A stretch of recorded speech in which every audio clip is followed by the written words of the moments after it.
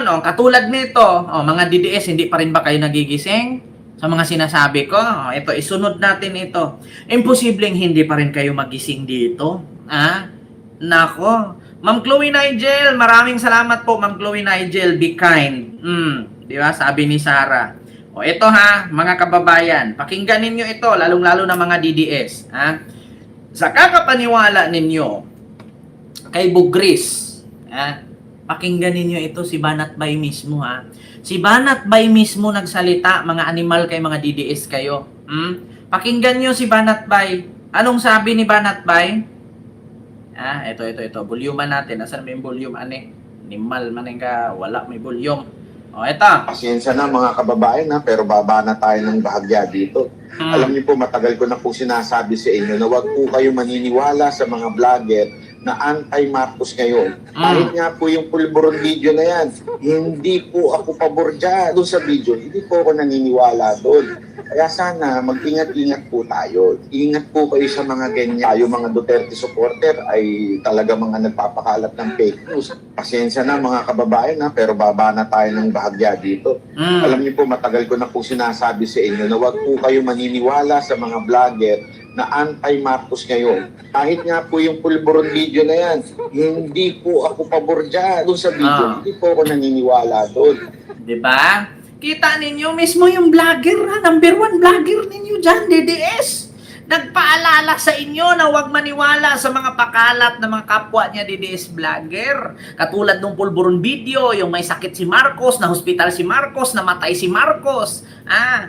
Iwasan ninyong maniwala dyan. Aminado si Banatbay na sila mga DDS nagpakalat ng fake news. Pero, hinikayat niya kayo mga DDS na huwag maniwala katulad kay Bugres, kay Maharlika. Tignan nyo, ito gusto nyo si Banatbay makita ninyo na binanatan si Maharlika dahil fake news. Sabi ko nga sa inyo mga kababayan, ito mismo si Banatbay na, kinumbinsi na kay mga animal kayo. Iwasan nyo ang pagpapaniwala sa mga peke. Diba? Diba, Tita Gali, hilo po sa'yo dyan, ma'am. Ito ha. Tingnan ninyo. Mga kababayan, tingnan ninyo. Banatbay. Punta kayo sa South Wing daw, sabi ni Bugris. Banatbay. Binira. Si Maharlika. Kaya sabi ko sa inyo mga kababayan, tigilan nyo na yan. It's because alam nyo, pero hindi nyo pinanindigan dahil takot kayo sa views bumagsak. Iba si Banatbay. Wala akong pakialam. Maging 10 ang makinig sa akin, basta naninindigan para sa bayan. Kung ikaw Maharlika sa tingin mo, nasa tama ka, sundan mo ang kumpas ng Pangulo Duterte. Hindi ka sumusunod. Ipapahamak mo mga Duterte sa katarantaduhan mo. Di ba? Makinig kayo sa sinasabi ko dahil darating ang panahon, sasabihin ko ulit I told you so. I told you so. Di ba? Kita nyo? Ang tigas kasi ng ulo ninyo. Paulit-ulit ko na sinasabi sa inyo, you never bring down a government with falsehood or lies. Hindi tama yun. And I thank God I have a father who believes in God. It's because alam nyo, pero hindi nyo pinanindigan dahil takot kayo sa views bumagsak. Iba si Banatbay. Wala akong pakialam. Maging 10 ang makinig sa akin, basta naninindigan para sa bayan. Kung ikaw Maharlika sa tingin mo, nasa tama ka, sundan mo ang kumpas ng Pangulo Duterte. Hindi ka sumusunod. Ipapahamak mo mga Duterte sa katarantaduhan mo. Makinig kayo sa sinasabi ko dahil darating ang panahon, sasabihin ko ulit I told you so. I told you so. Diba? Kita nyo na. Ang tigas kasi ng ulo ninyo. Paulit-ulit ko na sinasabi sa inyo, you never bring down a government with falsehood or lies. Diba? Ang ibig sabihin ni Banatbay dito, mga kababayan, kung bakit biniran niya mga kapwa niya DDS vlogger. Kasi bakit? Natatakot kasi itong mga DDS vlogger na kapag hindi sila gumawa ng mga fake news, mawawalan sila ng views, mawawalan sila ng kita. Kasi bakit? Wala naman mga trabaho yung mga hayop na yan, inegosyo nga, wala. Maskin malang gagawa ng sari-sari store, wala. Umaasa lang sa YouTube, umaasa sa TikTok, sa Facebook. umaasa sa fake news. Kaya sabi ni Banat Bay, alam nyo na sa sarili ninyo na peke, ipapakalat nyo pa. Ang resulta ng pagpapakalat ninyo ng peke, magre-reflect yan sa mga Duterte. Kasi dala-dala ninyo ang pangalan ni Digong. So ngayon, kapag ka-fake news yan, at lumaganap sa buong Pilipinas at nalaman na vlogger ka ni Digong, saan ba mag-reflect? Sige nga. Nagpakalat ka ngayon na namatay si PBBM. Nagpakalat ka ngayon na may fourth stage cancer. Stage 4 cancer. Ngayon, nung naalam ito ng media, walang ganong sakit si Marcos. Ngayon, anong sasabihin ngayon ng mga tao na, yung unang nagpakalat yan, yung vlogger ni Duterte, yung nakausap ni Sara, si Bugris. So, kanino magre-reflect ang pagkagiging fake news? Kay Sara. Hindi kayo nakakatulong kay Sara. Imbis na tulungan nyo siya para magbago ang paningin ng taong bayan na galit sa kanya, mas lalong dinidiin ninyo si Sara at nilubog ninyo sa kumunoy.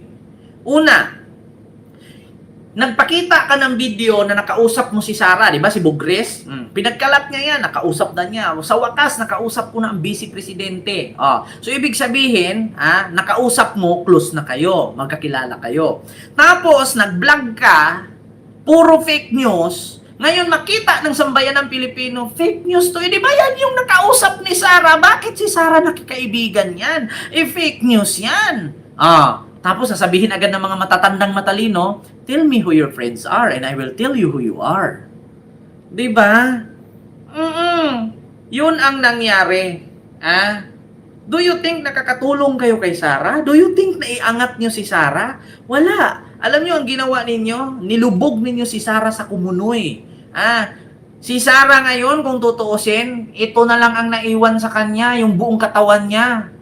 Nakalubog na. Kita nyo yan? Katulad kay Jason Sa, instead na matulungan niya si Sara para sa eleksyong 2028 kasi tatakbong presidente, ang ginawa, nagpakalat ng fake news. Si Maharlika, imbis na ang mga Pilipinong OFW na mga DDS na bobo, okay magalit, totoo naman. Imbes na i-convince mo na, ito, bago po kayo maniwala sa mga kumakalat ngayon, i-research nyo munang mabuti. I-research nyo munang maigi. Wala! Ano ang sabi nila? Ayun sa aking puting ahas. Meron daw isang politiko na hinatira ng maleta. Tapos ang tanong, sino yung politiko na yon? Magkano ang laman ng maleta? Walang specific laman. Hindi rin nila ipinangalanan yung politiko. Basta may masabi lang na issue para saan mag-trending at magkaroon ng views ang kanilang YouTube, Facebook para kumita.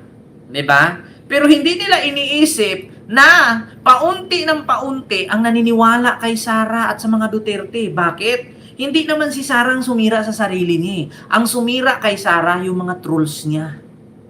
Tandaan nyo yan mga kababayan. Hindi si Sara ang sumira sa sarili niya. Kasi kung si Sara lang, hindi naman si Sara araw-araw nagbablog.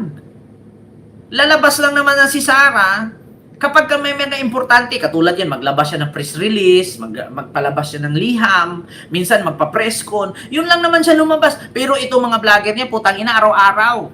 Kita nyo, kanina may napanood na naman akong vlogger. Rally sa Liwasang Bonifacio. Walang uuwi hanggat walang bababang Marcos. Tapos nung tinignan ko yung YouTube channel, paano naging rally? Wala namang nag-rally sa Liwasang Bonifacio kasi nga hindi na pinapayagan ni Yorme Isko na bigyan pa sila ng permit. Diba? Kita ninyo kayong mga DDS vlogger, kayo yung sumisira kay Sara. Yung dignidad ni Sara, nilubog nyo sa kumunoy. Hindi kayo nakakatulong kay Sara. Magpa-vlog-vlog kayo, ilalagay ninyo sa thumbnail ninyo. Ito na, rally, Liwasang Bonifacio, libo-libo ang dumalo. Walang uuwi hanggat hindi bababa si Marcos. Tapos sabi ko, paano nagkaroon ng rally sa Liwasang Bonifacio na hindi naman na inalaw ni Yorme na magbigay ng permit? Kasi simula nung nagbigay siya ng permit, nasira ang Maynila. Tapos yung chinik ko ngayon, wala namang rally. Ang nakita ko doon, yung mga natutulog doon sa Liwasang Bonifacio, yung mga naglalaba doon sa fountain. Yun yung nakikita ko at yung sunog na post office. Diyos ko naman. Kita nyo yan?